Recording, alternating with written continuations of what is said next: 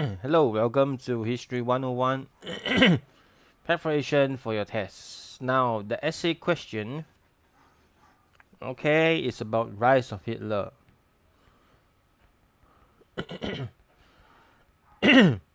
So, if this, there's two categories for this. First one is Hitler rose to power because of external circumstances. Okay, that means that Hitler took advantage of the situation that was happening at that time that allowed him to rise to power. Second main factor why he rise to power is because of his own charisma. Okay, his own abilities. Now, we haven't really touched much about this abilities thing, so we are not going to test about this. Okay, rest assured. We are testing about this. What are the external circumstances that led to his rise? And when you talk about rise, what sort of outcome are you talking about? Right? What are the outcomes that you're talking about? Right? You may ask yourself, well, number one, you must talk about support of the people. What happened? What is the external circumstance that happened that led to the support of the people going to the Nazi party? Okay, so surely it must be some bad things that are happening that led to people wanting to support the Nazi party. Over which government? The government in power after World War One, the Weimar government. Okay, so most of the external factors, in fact all the external factors, are linked to what happened to the Weimar government. Okay, so to understand this we must break down the factors. So actually there's only three. First one is very simple, it's the weakness of the Weimar government.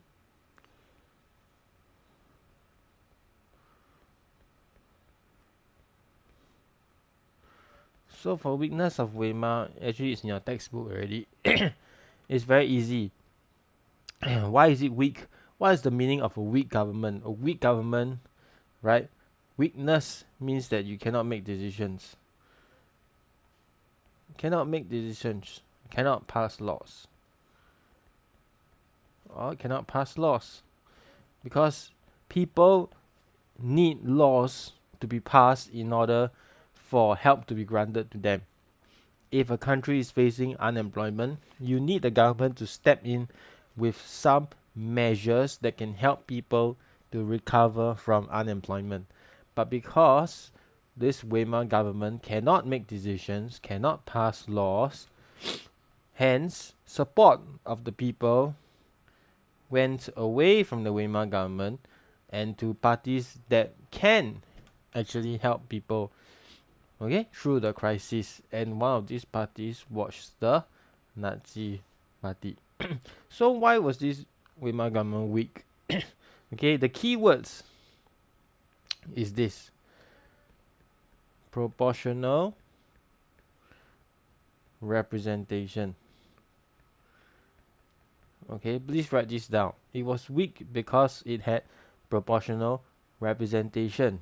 Okay, people voted for party rather than individual. Which means that seat allocation, that means the ministers who can sit inside the parliament or the Reichstag was based on the party votes.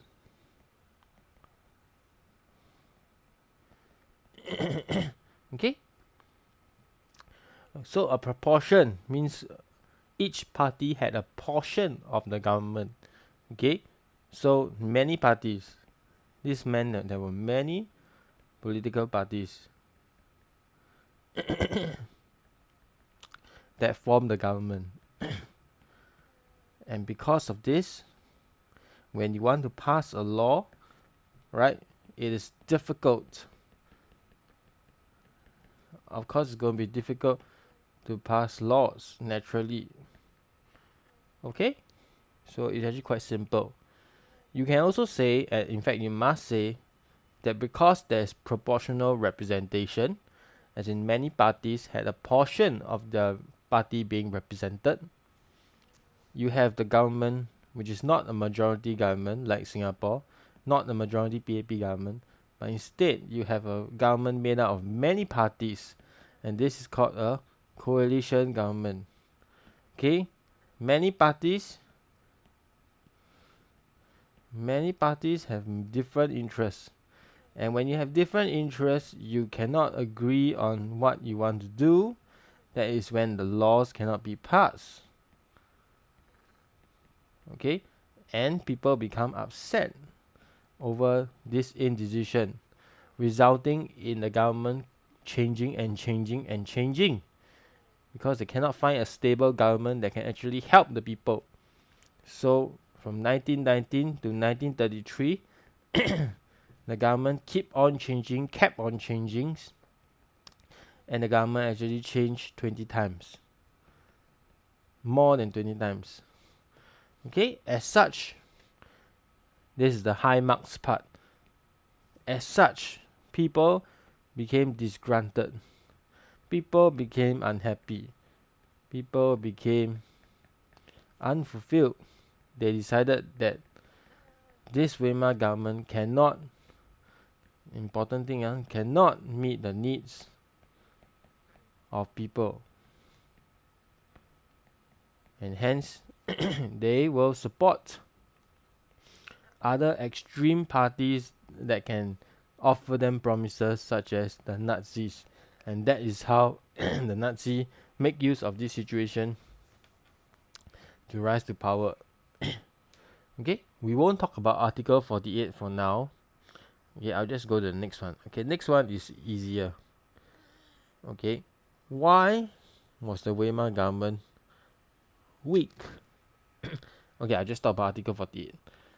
Okay, a simple Article 48 is all about suspension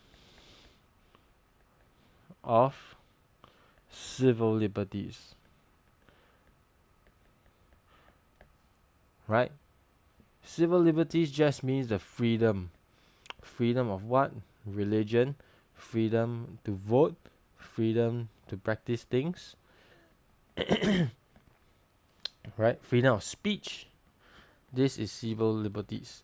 All this will be taken. This article is basically a law, and the law says that in case of emergency, in order to act fast, we must suspend civil liberties so that we can make quick decisions and act fast to solve the problems. Okay?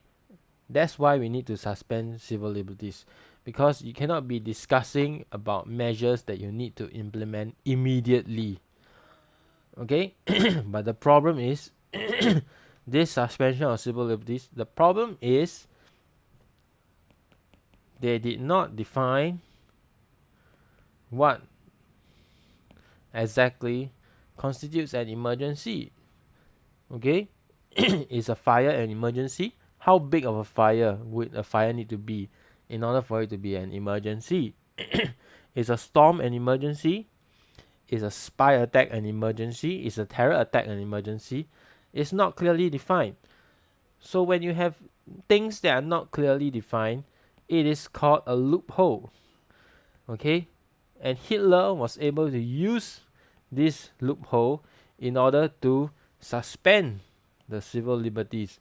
And when you suspend civil liberties, you take away the freedom of the people to choose, the freedom to vote, the freedom of speech, the freedom of religion, of practice.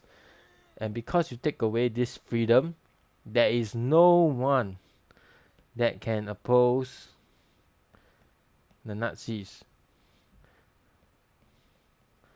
Okay, so this was one of the weakness. It was this article itself that can be easily used by people who are smart. Okay. Finally, another point is the Weimar government is weak because of weak support. Okay, this is very simple. You just define Weak support from who? You have the left side, the left wing, right? Who are the communists, who are largely the communists. They are largely poor, living in poverty, and they want equality. They want the wealth to be shared, right? They are not happy that some people are wealthy while they are poor, and the majority of people in Germany at that time are poor.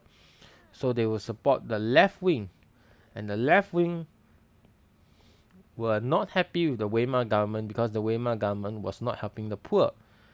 Okay, and they had a rebellion, but it was put down. It's called the Spartacus Rebellion. Okay. On the other side, you have right-wing people. Right-wing people are those that are close to the old guard. The old guard meaning the old monarchy. Okay. You can also call the right-wing people as nationalists. That means they feel a lot for their country. They take pride in their nation, in their country a lot.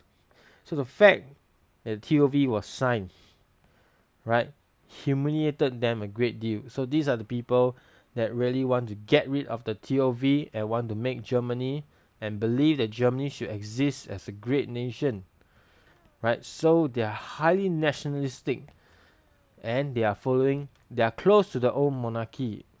Okay, why? Because most of them are wealthy. They're wealthy, they own businesses. Okay, or they are lawyers, they're the upper class. Most of them. Okay, so then you have the right wing. So the right wing does not want the left wing to get into power, and the left wing does not want the right wing to get into power because both their ideologies are quite far apart. But the thing is, both of them do not support the Weimar government because the Weimar government did not meet their needs. Okay, so hence this explains why they supported extremist parties instead from the left and right wing. Oh, and then the right wing rebellion is called the Cup Putsch, which also failed. And finally, the last point is the Great Depression. The last and the easiest point, because this is quite easy to explain. Okay, step 1. Germany in the TOV were made to pay reparations. And how much reparations? 269 billion Weimar. Germany could not pay this 269 billion Reichsmarks. It's too much money. Hence, they had to loan from the US. The US helped Germany out by lending them money to pay the 269. Okay? The Great Depression means there's a Wall Street crash in the US itself. So the market crash. When the US market crash, the US need to recall back the loans that it gave to Germany. You need to recall back the loans you gave to Germany. As such, what do you think will happen? When you need to pay back and you can't pay back, right? That's when poverty will strike. Okay? Economy will crash. It's a domino effect. Economy of Germany crash, right?